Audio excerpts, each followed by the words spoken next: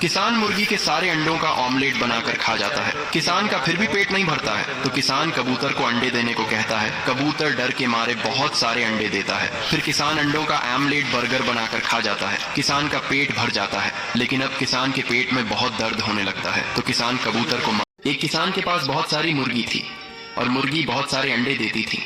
और ऐसे ही एक किसान के पास बहुत सारे कबूतर थे। कबूतर भी बहुत सारे अंडे देती थी, लेकिन उनमें से एक कबूतर अंडा नहीं देती थी। किसान उसे मारकर भगा देता है। फिर कबूतर मुर्गी के पास जाता है और रोकर सारी बात बताता है। और अब मुर्गी कबूतर को अपने घर ले जाती है और कबूतर अब मुर्गी के साथ रहता है।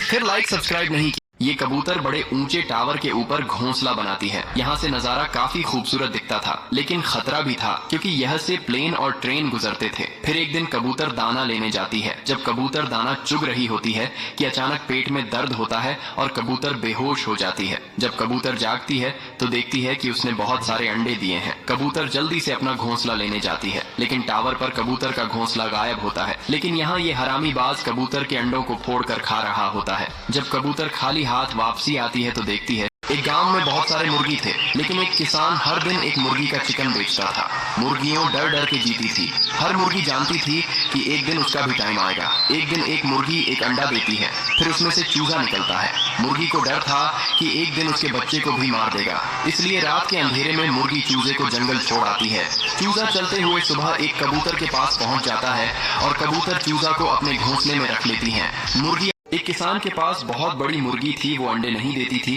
तो किसान मुर्गी को दवाई पिलाता है। फिर मुर्गी हर एक मिनट में एक अंडा देने लगती है। किसान का फार्म अंडे से भर गया। पूरे खेत अंडे में ही अंडे हो गए।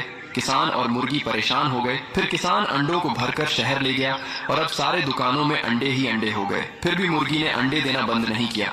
फिर किसान मुर्गी को अंडे न देने वाली दवाई